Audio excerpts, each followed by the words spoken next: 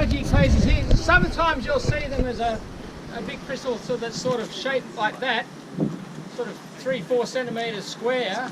Other ones are long and skinny. Does that mean we've got two different types here?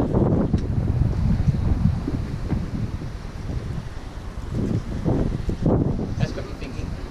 No. I don't think so. No.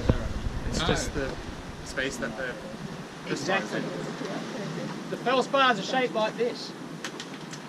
Okay, so if you see them from there, there's a name for that. It starts with a T. tabular. Tabular. Gold star. Okay, so they're shaped like that. If you see them from here, John, they look like that. Okay, so they're quite skinny looking things. High, what do you call that? High length to width ratio. Aspect ratio, okay? You see them from front on and they're squarer. Okay, so that's just the trick of, because you're looking at a two-dimensional surface, these crystals are three-dimensional and they're randomly oriented. Okay, so sometimes they appear in different shapes. The other reason I stopped here, and no one's asked me about it yet, what's another feature in the rock here? There's shinies. Shinies, well that's the The joints aren't vertical. There's quite a few joint sets, isn't there? A lot of them are, but there's some surfaces that are running like this. You'll also see occasionally, there might be an example just around the corner where you've got a radial blast pattern like that. And I've just given the answer away in the question because they're actually blast holes. Because they would have been using dynamite or gelignite here to blast the rock open. What else is there? Al just pointed at one. One there. Core samples. There's holes in the rock. Yeah. Okay. Someone said cores. Yeah, they're cores. This is where paleomagnetic samples were taken. Okay, so some geophysicists would have come and visited here, and in fact in your booklet here it tells you that way back in as far as the 1920s, I think it says, we've known that these rocks are reversely magnetically polarized. Okay, so they've got a reverse magnetic signature compared with Earth's current field. These things, remember, were probably high latitude, and in fact these holes tell us both of those things. They tell us that the rocks, once they crystallized, were crystallized in a reverse magnetic field. So the south pole was actually the north magnetic pole and vice versa. In fact, that's not quite right. It probably means that the south pole was actually the south pole. I'll explain that one later. Pole reversal. The north magnetic pole is actually the south magnetic pole of Earth. Why do I say something really strange like that?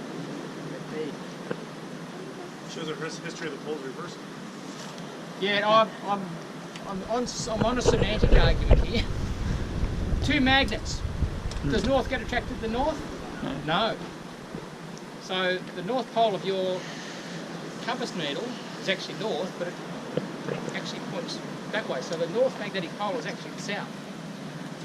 But we just call it the north by way of convention. That was a complete distraction. You don't need to worry about that. More importantly, these things show that the Earth was in a reversal period compared to the current magnetic field. And it also tells you that the inclination of the magnetic field is about 70 degrees. I think it says 70. 80. Even better. Any advances on 80? No. Okay, so it's 80 degrees. What does the inclination of the magnetic field tell you? Where it was. How far off the magnet is from true north? No, that's the declination. So The inclination is how steep. Yeah. So it's how it tells you paleolatitude.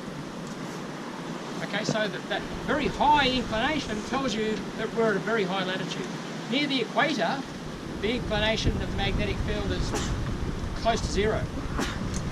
Okay, but near the poles it's much higher. Does every rock record a magnetic field? Good question.